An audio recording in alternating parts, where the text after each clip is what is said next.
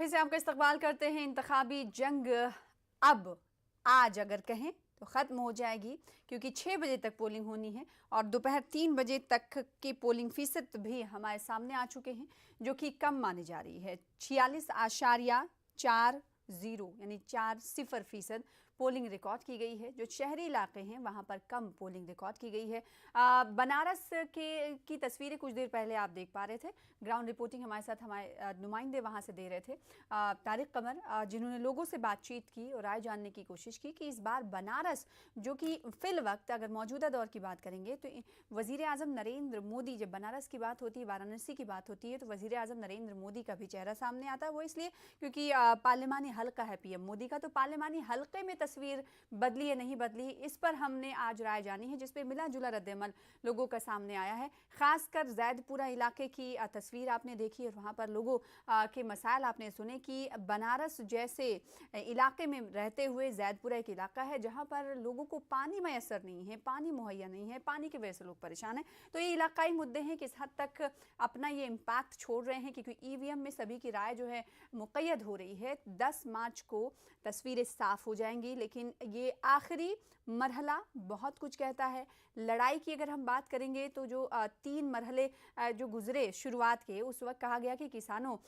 का ये चुनाव था। फिर उसके बाद जैसे जैसे आगे ये मरहला बढ़ता हुआ गया, कहा गया नौजवान अब चुनाव लड़ रहे हैं, यानी नौजवानों के जो मुद्दे हैं, उन्हें जो परेशानियां दुश्वारियां पेश आ रही हैं, चाहे वो रोज़गार को लेकर हो, चाहे वो तालीम को लेकर हो, ये तमाम मुद्दे उन्होंने उठाए और पुरजोर तरीके से नौजवान जब लाइन में वोट कास्ट करने के लिए पहुंचे, फर्स्ट टाइम वोटर्स भी, तो उन्हें ये लगा कि ये तमाम चीज़ें बदलनी चाहिए। लिहाजा वो अपना मन बनाकर आज पोलिंग बूथ पर ये तमाम चीज़ें रखकर पहुंच रहे हैं। हमारे साथ खास मेहमान प्रभात राय साहब, जो कि पॉलिटिकल एनालिस्ट हैं। 6 चुनाव गुजर चुके हैं। हमने बहुत सारी चीज़ समझने की कोशिश की। आज 7वां मरहला है। प्रभात राय साहब हमारे साथ जुड़ चुके हैं, पॉलिटिकल एनालिस्ट हैं। इनका तज्जिया क्या कुछ कहता है, ये हम जानने की कोशिश करेंगे। प्रभात साहब, बहुत शुक्रिया न्यूज़ 18 उर्दू के साथ जुड़ने के लिए। इस्तकबाल, वेलकम आपका।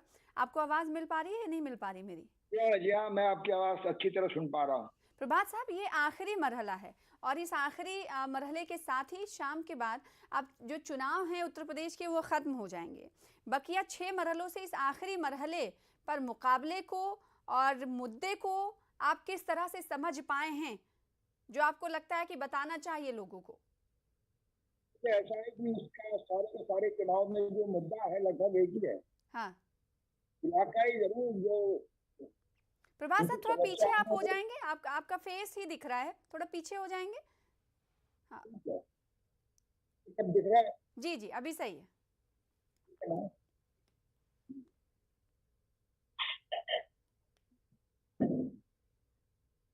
अभी बोल सकते हैं आप प्रभात साहब। क्या मैं ये कह रहा हूँ कि जो मामला है वो इलाकाई तौर पर थोड़ा अलग अलग जरूर है मुद्दे और मसले, हाँ, लेकिन पूरे पूरे के पूरे सूबे में एक बात एकदम साफ है, लगभग एक ही है। पहला ये है कि सबसे बड़ा मुद्दा नौजवानों की बेरोजगारी का उभर कर उठाया है इस चुनाव में। हाँ, है वो ये है कि एक आपकी आवाज़ भी पिछले हम तक चुनाव सही तरीके से नहीं पहुंच पा रही। शायद तकनीकी कुछ इशू है, उसको दुरुस्त कर लेंगे, फिर उसके बाद समझने की कोशिश करेंगे, क्योंकि जो बात आप कह रहे हैं उसे लोगों तक पहुंचाने की ज़रूरत है। सही तरीके से आवाज़ आएगी फिर हम आपका रुख करेंगे। इस वक्त जो है 9 ज़िलों की 54 सीटों पर वोट डाले जा रहे हैं। तब तक हाँ, अभी आप बोलें प्रभात निश्चित साहब। ढंग से आवाज में आई है, आवाज साफ आई आपके पास? जी आ रही है, थोड़ी ब्रेक हो रही है आवाज़। अभी आप बोलना शुरू करें। जी हाँ, मैं ये कह रहा था कि कुछ देखिए हवा की वैसे बात तो आप कर रहे थे। हाँ, कुछ कुछ मामला जो है वो पूरे सूबे में लगभग एक से है।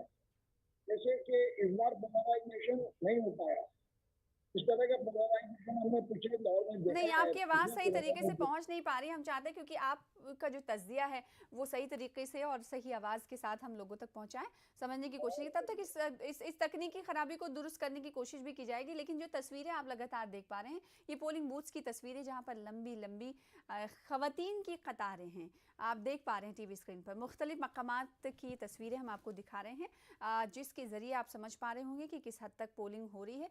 लेकिन शहरी इलाके इस मरहले में भी पीछे नज़र आ रहे हैं वोट कास्ट करने में। सातवां और आखिरी मरहला है, आज के बाद चुनाव मुकम्मल हो जाएंगे।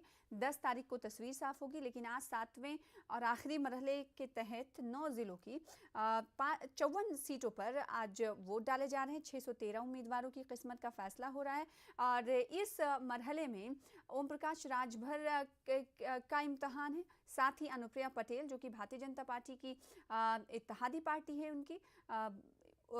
उनका भी इम्तहान है, क्योंकि सुबह में तस्वीरें भी देखी आपने कि वोट कास्ट करने के लिए वो पहुंची हुई थी।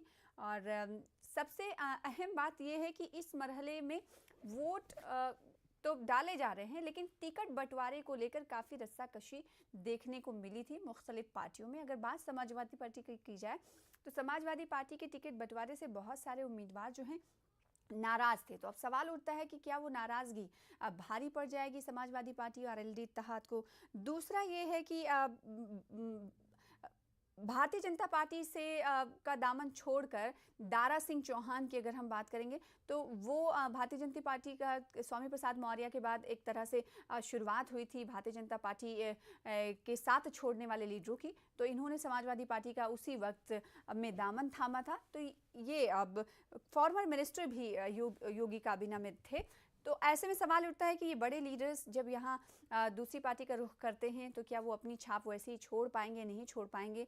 और इस बार उनका क्योंकि ये यहाँ घोसी है, मऊ में आता है, यहाँ से चुनावी मैदान में है, तो अब देखना होगा, उनकी भी किस्मत का फैसला होने वाला है। वहीं गांव में अगर मुद्दों की बात करेंगे तो नाराज़गी वोटर्स में है। बहुत हद तक जो वोटर्स हैं, सियासी तज्जिया निगार ये बताते हैं कि जो वज़ीर आज़म नरेंद्र मोदी या मरकज़ी सरकार की तरफ से जो मुफ्त राशन की स्कीम शुरू की गई, उसने बहुत हद तक लोगों को राहत दी है। तो ये मुद्दा है जिससे लोग खुश नज़र आए। वहीं कुछ इलाकों की अगर हम बात करेंगे, अजला की बात करेंगे, असेंबली सीट्स की बात करेंगे, वहाँ पर जो वोटर्स हैं उन्होंने बहुत कुछ कहने से इनकार किया, वो नहीं बोले, जिन्हें साइलेंट वोटर कहा जाता है। और आजमगढ़ की अगर हम बात करेंगे तो आजमगढ़ में 10 असेंबली सीट है, यहाँ से एमपी हैं अखिलेश यादव। तो दो बड़े चेहरे हैं कि वज़ीर आज़म नरेंद्र मोदी के गढ़ बनारस में हो रहा है चुनाव, समाजवादी पार्टी का गढ़ है आजमगढ़ है, यहाँ पर चुनाव हो रहा है। मऊ भी सुर्खियों में इसलिए है क्योंकि मुख्तार अंसारी के बेटे अब्बास अंसारी चुनावी मैदान में है, तो उनकी किस्मत का भी फैसला होना है। वाराणसी की अगर बात करेंगे तो वाराणसी में 8 की 8 सीटें भारतीय जनता पार्टी के खाते में गई थी। इस बार क्या ये कुछ बदलाव नज़र आएगा या नहीं नज़र आएगा। चुनावी मुद्दे, रोज़गार से लोग परेशान हैं, साथ ही उनका कहना है बनारस के लोगों का, जिन वोटर से हमारे नुमाइंदे की बात हो पाई, कि कारोबार ठप है, पानी उन्हें कुछ इलाके ऐसे हैं जहाँ पर पानी उन्हें पीने का नहीं मिल पाया। तो ये तमाम मुद्दे इलाकाई मुद्दे हैं, लेकिन जो कौमी मुद्दे हैं, बेरोज़गारी और साथ ही साथ महंगाई, इसके अलावा पिछले जो मरहले गुजरे उसमें एक छुट्टा जानवरों का मसला था। और इलाके में कहीं अगर आज की सोनभद्र की हम बात कर लेंगे तो यहाँ पर लैंड का कब्ज़ा, इंक्रोचमेंट का भी एक मुद्दा है। यानी हर इलाके में अलग अलग मुद्दे इलाकाई तो हैं, लेकिन कौमी मुद्दे कमोबेश एक ही हैं। इस बात पर इत्तेफाक सियासी जानकार भी रखते हैं। लेकिन जो तस्वीरें आप देख पा रहे हैं, ये बदलाव की एक तस्वीरें हैं, जो बदलाव लाने के लिए या फिर अपने लीडर के काम से मुतासिर होकर पोलिंग बूथ पर लोग पहुंच रहे हैं। ये तमाम वोटर्स की अपनी अपनी राय है, उनके जहन में क्या कुछ चल रहा है, जब वो बताते हैं तो मालूम हो पाता। लेकिन बहुत सारे ऐसे वोटर्स हैं जो कुछ भी कहने से इनकार कर रहे हैं। तो इस बार का जो इंतखाब है वो काफ़ी अहमियत का हामिल है, क्योंकि शुरुआत में ये कहा गया कि जो चुनाव लड़े जा रहे हैं उसमें बहुत बदलाव दिखाई दे रहा है, लेकिन धीरे धीरे जैसे ये मरहला आगे बढ़ता हुआ जा रहा है, वैसे कांटे की टक्कर की तरफ इशारा हो रहा है कि भारतीय जनता पार्टी और एसपी इत्तेहाद में कांटे की टक्कर है। आज आखिरी मरहला है, तो 54 सीटों में से 36 सीटें भारतीय जनता पार्टी के खाते में गई थी।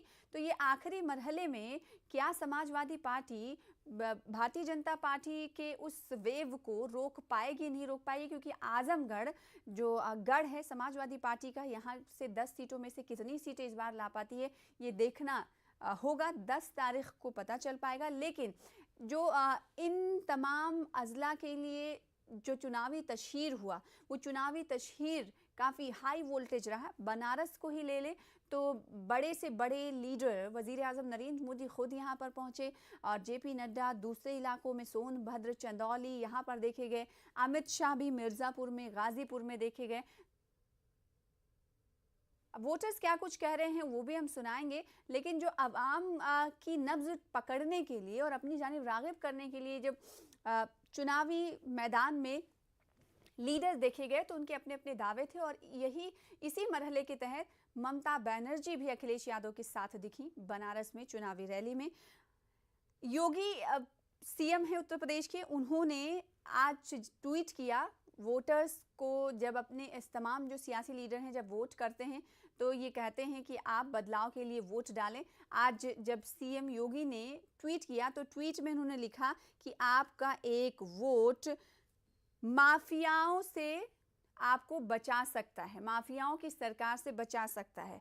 तो बुलडोज़र और माफिया और यूएसपी के तौर पर भारतीय जनता पार्टी इसे अपनी लेती रही है कि सेफ्टी एंड सिक्योरिटी उन्होंने फराहम की है पिछले 5 सालों में।